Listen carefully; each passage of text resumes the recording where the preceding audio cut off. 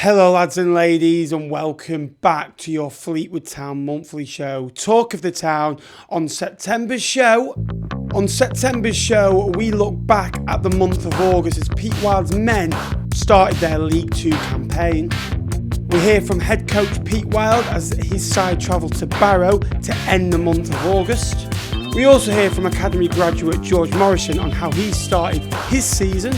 We also hear from Academy midfielder Jack Doherty as the Academy teams, the under-18s and the under-21s, kickstart their campaigns. We also have a look at the award-winning Community Trust and the work they've been doing in the month of August. We also take you back to September 2021 as Fleetwood Town were victorious at the New York Stadium where Fleetwood won by 4-2. We'll have a look back at that game as well.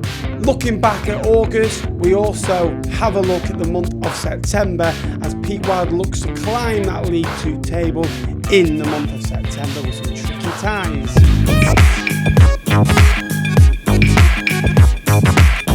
So the month of August where the League Two season kick-started and everybody was hoping and dreaming that Fleetwood Town could be up there once again. It started away at Barnet with a 2-0 victory. Will Davis and Elliot Bonds getting Fleetwood off to the perfect start. 2-0 away from home, a clean sheet, a proper away day performance. It was soon backed up with a great victory here at Highbury where it was rocking behind the goal in the Memorial Stand. 2 first half strikes from new boy Will Davis, making it 3-2 for that man.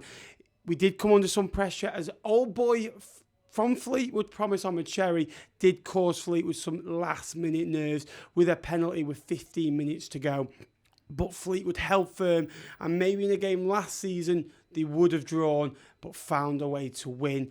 In between that was a tricky away tie at League One side Barnsley, where Pete Wild gave a lot of full debuts out, and it was a tricky tie. The club did take it to penalty kicks, unfortunately lost out on that occasion, but a proud day for the Academy on that one.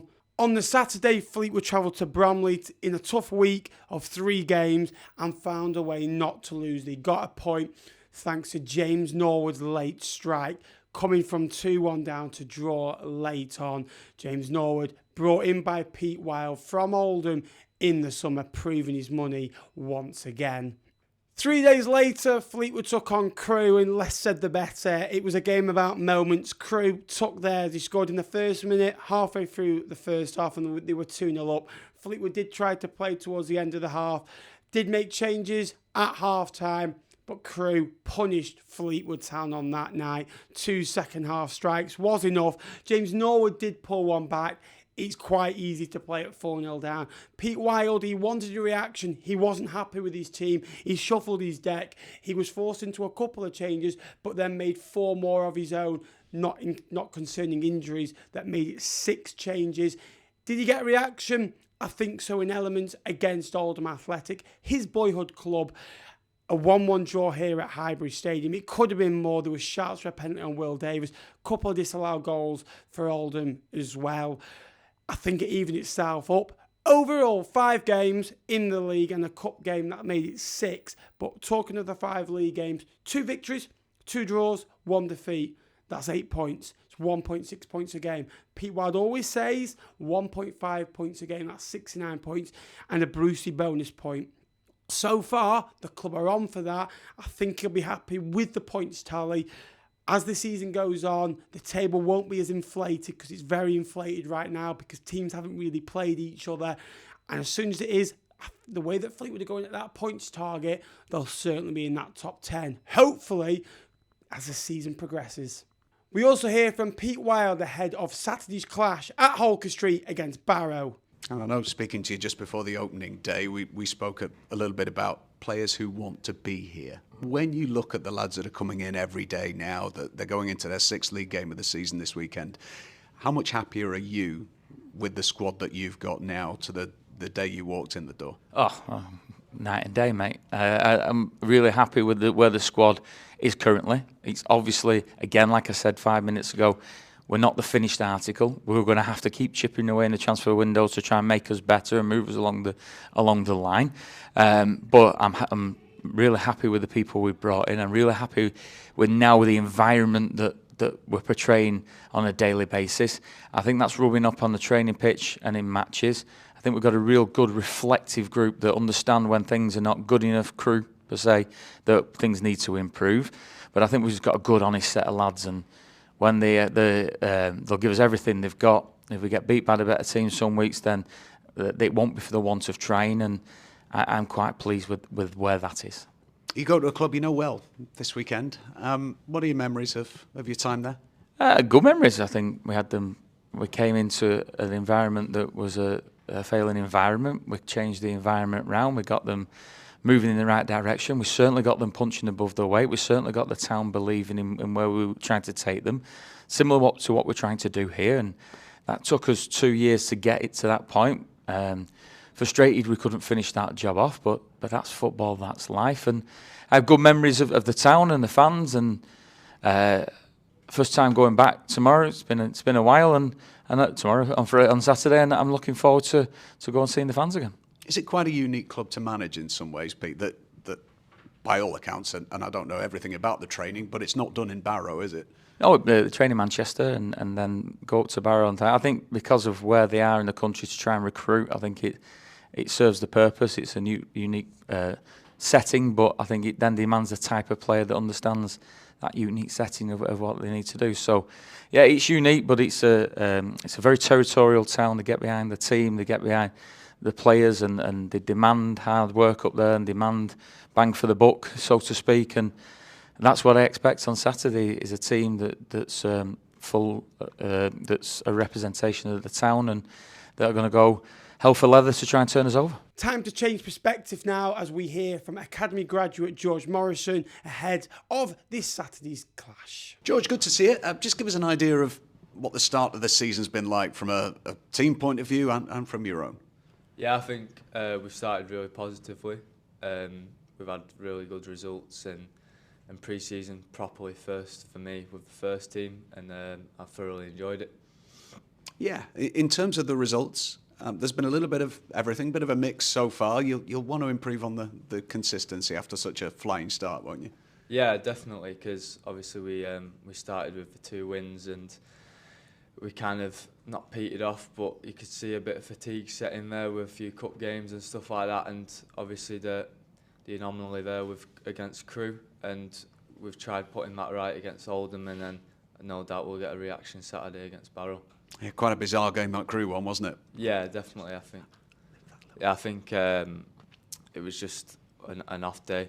I think every good football team has an off day, and we were allowed that. So, in terms of pre-season, coming back this year from it, you had the loan last year recalled by the manager. Was this pre-season always going to be a big one for you to get yourself very much part of the first team thinking? Yeah, definitely. I think it was more of like a breakthrough for me, and I wanted to come in and make an impact on the manager and on the team, and to show people what I can do. Obviously, I've been on loan twice now, and I've had a good impact there, but it's ultimately I'm a Fleetwood Town player, and I want to come and make an impact here. Do you find that when you look back on the loans that they've done you a world of good to go out and play men's football at a young age of your career? Yeah, definitely. Like just being in a men's environment and dealing with changing rooms and different players, and then obviously you come to a game and then you maybe run down the clock or stuff like that you just pick up on when you're out on loan. Nice to hear from George Morrison. He had a great loan spell at Tamworth last season, and I know there's high hopes for him at this football club from Academy POV and then from a first team point of view. Now, he's done quite well since coming in, now getting that opportunity to start the league game against Oldham on Saturday. He'll be hoping for more starts.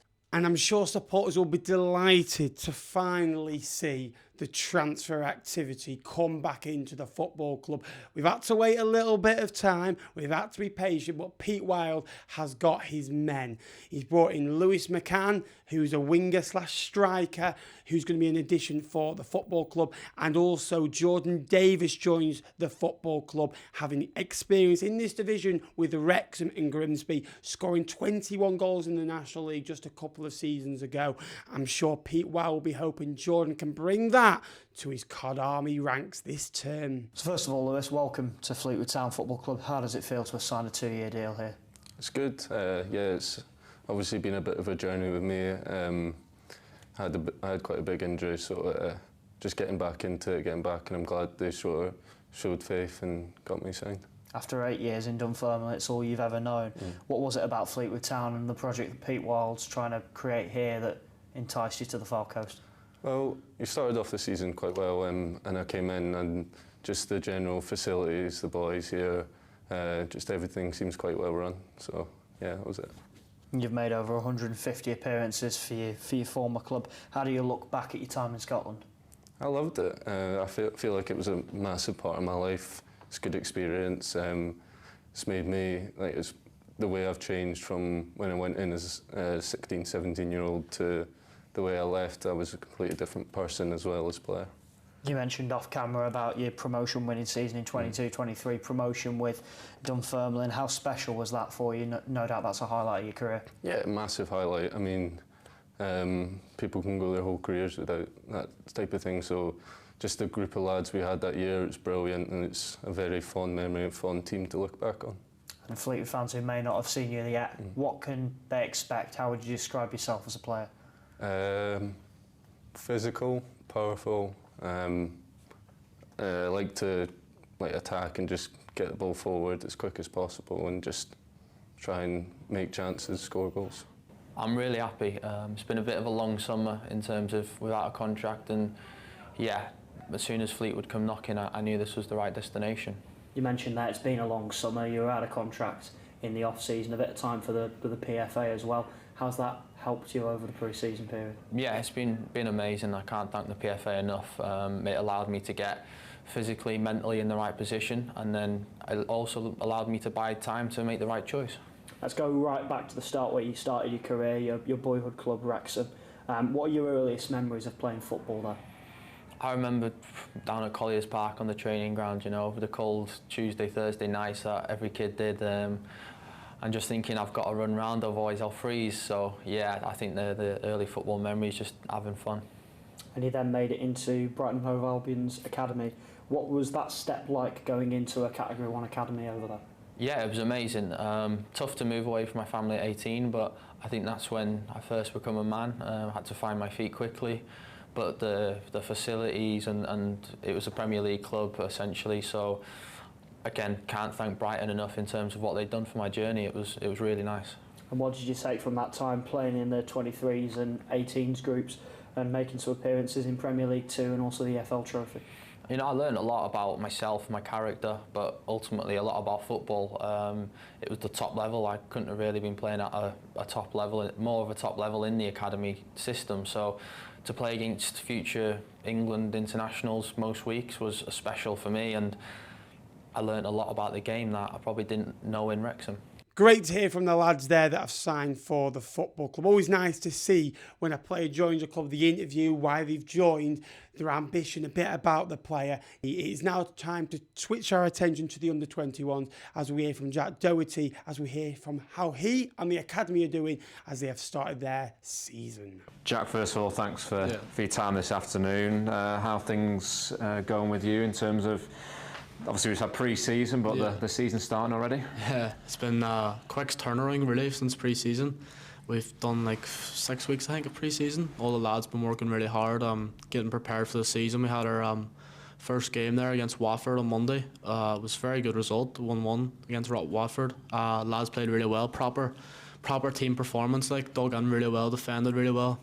Had the ball, didn't have the ball in large spells of the game, but the lads stuck together, and when we did get the ball, we had a lot of positive moments throughout the game, so I was really pleased with that. I guess all the work that you've done in the off-season paid dividends on that first game. Yeah, 100%, mate. Like Bainsy and the sports science and Yates and the coaches, they worked us really hard throughout the pre-season. Then we had a few tough men's fixtures throughout pre-season as well, which got us prepared for the first game of the season. So yeah, it was very helpful. Just tell people who are watching or listening to this interview, just give them insight into what pre-season's like for a professional footballer.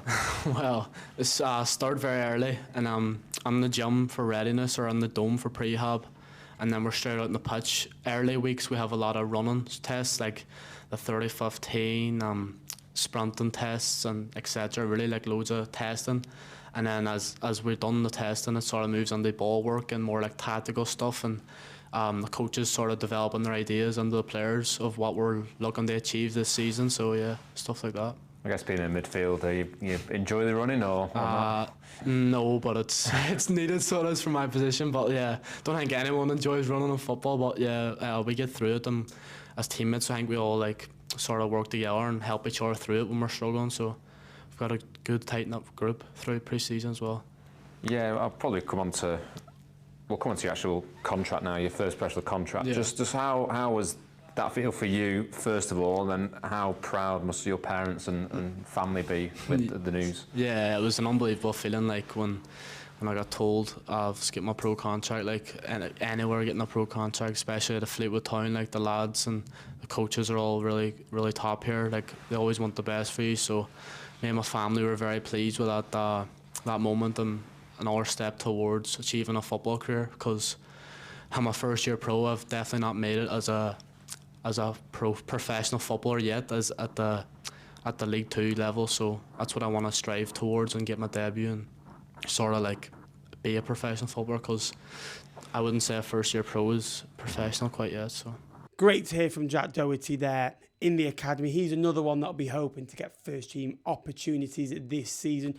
With the Accrington game on Tuesday, a good opportunity maybe to showcase himself and the academy lads. The academy have also started quite strongly, managed a 2-2 draw away at QPR in the week. Raf Serino with a last-minute goal. We all love a late equaliser or even a late winner at times.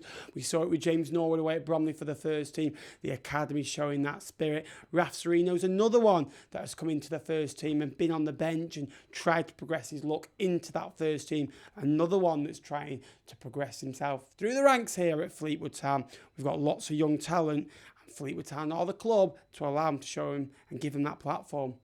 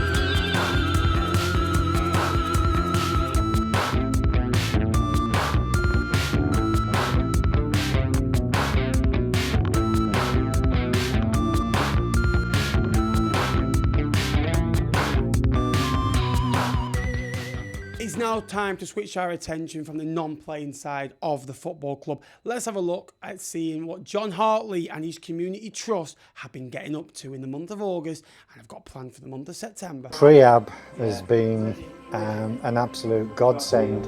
Coming here every week has given me the mental ability to actually go through my radiotherapy. It's helped so much. I'm still trying to work, and starting work after winter is really hard work for me. But I just flew through it this year, and that's purely we come in here, what Zach's doing. Zach always pushes us, but doesn't push us too much to make it feel like it's a real bad workout. And mentally, more than physically, I think, it puts you in a better place. The important thing is afterwards, we get to sit down together over a cup of coffee and talk with each other, and that's really important. For mental health and fitness, it's been really good for me. September, we've had some memorable games over the years, but in the last few years, one that springs to mind is Rotherham away, where Fleetwood Town were victorious by 4-2. Some nice goals on that day. Callum Morton getting a good one. Danny Andrews' free kick outside the box. He lined one up, an absolute pill driver into the top corner. 4 goals away from home. Paddy Lane, he's gone and done some good things since getting promoted to the Championship and playing a regular part in the Championship in Portsmouth's team last term.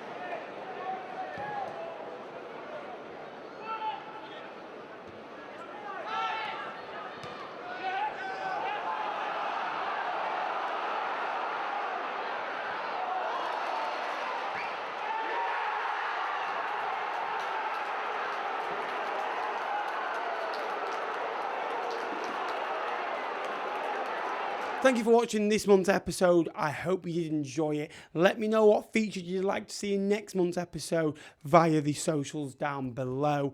Before we do start September, we've still got to end August. One last game away at Barrow. As soon as that's over, we've got 5 tricky ties in the month of September. 1 in the EFL Trophy before 4 league games coming up, 2 here at Highbury against Walsall and Colchester. And you can get your tickets via the club's website. All links will be down there. And away ties at Notts County, where tickets and coach are on sale now, with Cambridge tickets and coach still to go on sale. But keep an eye on the socials as Pete Wild make 2 fairly long trips across the motorway. So come and support the boys. He said very often he needs the supporters. He needs the supporters to be on side and be together as one. Let's hopefully for a successful month. And we're coming back on here with 4 wins from 4 in League 2 and a nice cup victory. And hopefully everything's hunky-dory at the end of next month.